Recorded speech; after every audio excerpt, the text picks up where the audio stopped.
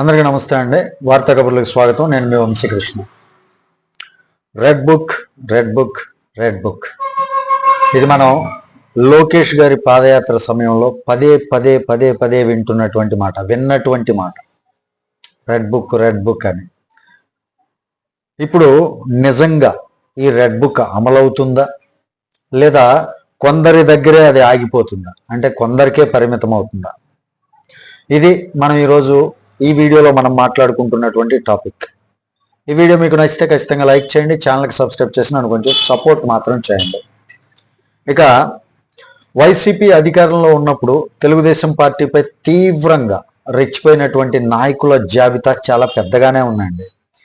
రోజే కావచ్చు, వల్లభనేని వంశీ కావచ్చు, కొడాలి నాని కావచ్చు, అంబటి రాంబాబు గారు కావచ్చు, పెద్దిరెడ్డి రామచంద్రారెడ్డి కావచ్చు, పిన్నెల రామకృష్ణారెడ్డి, ఇవన్నీ కూడా క్యాడర్కు బాగా గుర్తున్నటువంటి పేర్లు. క్యాడర్ మీన్స్ తెలుగుదేశం పార్టీ నాయకుల్లో కావచ్చు, తెలుగుదేశం పార్టీ కార్యకర్తల్లో కావచ్చు, బాగా మారుమోగినటువంటి పేర్లు. ఎందుకంటే వాళ్ళు తమ అధికారాన్ని అడ్డం పెట్టుకొని పరుష పదజాలంతో కావచ్చు, ఎవరు అనకూడనటువంటి మాటలు మాట్లాడటంలో కావచ్చు, వీళ్ళు ప్రముఖంగా వీళ్ళ పేర్లు అయితే గుర్తుండిపోయాయి క్యాడర్లో కూడా.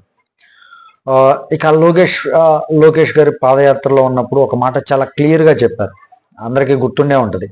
ఎవరైతే తప్పు చేశారో వాళ్ళు పోలీసులు కావచ్చు, కార్యకర్తలు కావచ్చు, పార్టీ క్యాడర్ కావచ్చు, ఎవరైనా సరే, పార్టీలో ఉన్నటువంటి వాళ్ళు ఎవరైనా సరే, ఎవరు తప్పు చేసినా వాళ్ళ యొక్క పేర్లన్నీ కూడా రెడ్ బుక్లో ఉన్నాయి అని చెప్పి లోకేష్ గారు మాట్లాడటం జరిగింది. ఇప్పుడు ప్రభుత్వం వచ్చి దాదాపుగా అంతే ఒక ఏడాదిన్నర అవుతుంది కదా. ఈ ఏడాదిన్నరలో వంశీ గారు అరెస్ట్ అయ్యారు.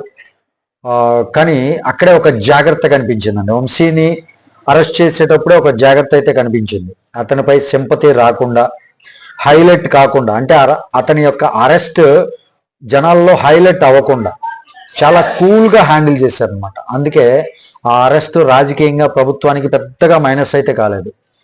ఇప్పుడు అసలు ప్రశ్న ఏంటంటే, క్యాడర్లో కావచ్చు, తెలుగుదేశం పార్టీ కార్యకర్తల్లో కావచ్చు, అసలు ప్రశ్న అయితే ఒకటి వినిపిస్తూ ఉంది దాదాపుగా, నెక్స్ట్ ఎవరు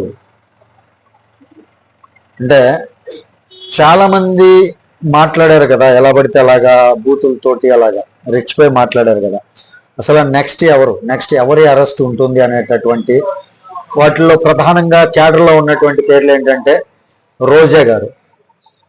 వాస్తవానికి ఆమెను అరెస్ట్ చేయడం అయితే సాధ్యమే, కానీ ఏ విషయంలో అంటే, ఆడుదాం ఆంధ్ర అనేటటువంటి ఒక స్కీమ్ పెట్టారు కదా, ఆ స్కీమ్లోనే పెద్ద స్కామ్ చేశారు కదా. ఈ ఆడుదాం ఆంధ్ర స్కామ్ ఏదైతే ఉందో, ఈ స్కామ్ లాంటి అంశాలలో ఆధారాలు కూడా ఉన్నాయి.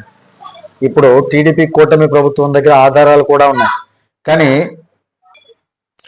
ఈ ఆడుదాం ఆంధ్ర స్కామ్లో ఆధారాలు ఉన్నా కానీ ఆమెను అరెస్ట్ చేస్తే వాస్తవానికి ఆమెకే హైలైట్ చేసినట్టు ఉంటుందండి. ఎందుకంటే రోజా గారికి ఇప్పుడు జనాల్లో పెద్ద మద్దతు ఏం లేదు. ఆమె యొక్క నియోజకవర్గంలో కూడా ఆమెకి నెగిటివ్ ఉంది. కాబట్టి ఇప్పుడు ఈ టైంలో ఆమెని అరెస్ట్ చేస్తే ఆమెని జనాల్లో హైలైట్ చేసిన వాళ్ళు అవుతారు, సింపతి క్రియేట్ చేసినటువంటి వాళ్ళు అవుతారు. కాబట్టి ఏంటంటే ఆమెను అరెస్ట్ చేయకుండా వెనక్కి తగ్గుతున్నారు కొంచెం. అయినా సరే ఆమె నోరు ఆగలేదు. సీన్ కూడా మారలా, ఆమె మాట్లాడేటటువంటి తీరు కూడా మారలా. కానీ ఆమెను అరెస్ట్ చేసినా ఆమెకే హైలైట్ ఇచ్చినట్టు ఉంటుంది. ఆమె నోరు ఆగదు, సీను పెరుగుతుంది ఆమెకి. అందుకే ప్రభుత్వం ఆమెను పక్కన పెట్టినట్లే కనిపిస్తుందండి. ఇక కొడాలి నాని, ఈ క్రమంలోనే కొడాలి నాని కొన్ని ఆరోపణలు అయితే ఉన్నాయి, కానీ కోర్టులో నిలబడే స్థాయిలో బలమైనటువంటి కేసులు లేవు. 100 రోజులు 2 నెలల్లో పెట్టేలా స్ట్రాంగ్ ఎవిడెన్స్ మాత్రం లేదనమాట. అందుకే వెయిట్ చేస్తున్నట్టు ఉన్నారు లోకేష్ గారు కావచ్చు, ప్రభుత్వం కావచ్చు. ఇలాగా ఇప్పుడే కథ అయితే మలుపు తిరుగుతుందండి. భూ కబ్జాలు, అటవీ భూములు, ఫామ్ హౌస్లు అండ్ అనుమతులు లేకుండా ప్రాజెక్టులు, రాయలసీమ లిఫ్ట్ వర్క్స్, పొంగనూరు నియోజకవర్గం యొక్క ఘటనలు, ఇవన్నీ కూడా సిఐడి ఎంక్వైరీ చేస్తే మాత్రం 24 గంటల్లో ఆధారాలు బయటకు వచ్చేటటువంటి పరిస్థితి అయితే ఉంది. కేసులు వేయడం పెద్ద కష్టమేం కాదు. ఎవరి మీద? పెద్దిరెడ్డి గారి మీద.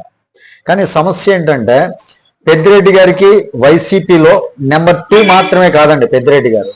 అతనికి అన్ని పార్టీలతో బలమైనటువంటి సంబంధాలు ఉన్నాయి. బలమైనటువంటి రాజకీయంగా కావచ్చు, ఆర్థికంగా కావచ్చు, రాజకీయ నెట్వర్క్ పరంగా కావచ్చు, చాలా బలంగా ఉన్నటువంటి వ్యక్తి పెద్దిరెడ్డి గారు.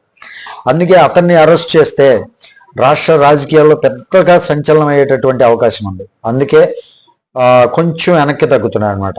అందుకే అసలు డౌట్ ఏంటంటే ప్రభుత్వం నిజంగా అక్కడి వరకు వెళ్తుందా? పెద్దిరెడ్డి రామచంద్రారెడ్డి గారి మీద ఎంక్వైరీ చేసి దానికి సంబంధించినటువంటి ఆధారాలు సేకరించి అరెస్టు వరకు వెళ్తుందా, లేదా ఎక్కడో ఏదో అంతర్గత ఒప్పందం ఉందా? మనకైతే తెలియదు కదా. గవర్నమెంట్తో వాస్తవానికి అంతర్గత ఒప్పందం అయితే టీడీపీ తోటి ఉండదు, కానీ అతనికి ఉన్నటువంటి బలమైనటువంటి సంబంధాల దృష్ట్యా రాజకీయంలో పెద్ద దుమారం లేగేటటువంటి అవకాశం ఉంది. కాబట్టే వెనక్కి తగ్గుతున్నారేమో అనేటటువంటి ఒక అనుమానం అయితే ఉందన్నమాట. ఇక క్యాడర్ మూడ్ ఎలాగుంటుంది? చంద్రబాబు గారిపై రాళ్ల దాడి చేశారు పెద్దిరెడ్డి గారు, తిరిగి ఆయన పైనే 307 కేసు పెట్టడం జరిగింది. ఎన్నికలకు ముందు టీడీపీ కార్యకర్తలని టార్చర్ చేయటం కూడా జరిగింది. ఈ సన్నివేశాలన్నీ గుర్తొస్తే మాత్రం సామాన్యంగా ఉండేటటువంటి కార్యకర్త చాలా రగిలిపోతున్నాడనే చెప్పవచ్చు ఇవన్నీ గుర్తు చేసుకుంటే. అందుకే ఇప్పుడు అందరి చూపు, క్యాడర్ యొక్క చూపు మొత్తం ఎక్కడుందంటే రెడ్ బుక్ పెద్దిరెడ్డి గారి వరకు వెళ్తుందా, లేదా పెద్దిరెడ్డి గారి వరకు వెళ్లకుండా అక్కడే ఆగిపోతుందా? ఈ 2 క్వశ్చన్సే క్యాడర్ మధ్యలో ఉన్నాయండి. ఈ క్వశ్చన్స్కి మీ యొక్క అభిప్రాయం ఏంటి? రెడ్ బుక్ నిజంగా అమలవుతుందా, లేదా రాజకీయాల్లో లెక్కల్లో మాత్రమే ఆగిపోతుందా? కామెంట్స్లో మాత్రం తప్పకుండా తెలియజేయండి. వీడియో నచ్చితే ఖచ్చితంగా లైక్ చేయండి, ఛానల్కి సబ్స్క్రైబ్ చేయండి. Thank you. జై హింద్.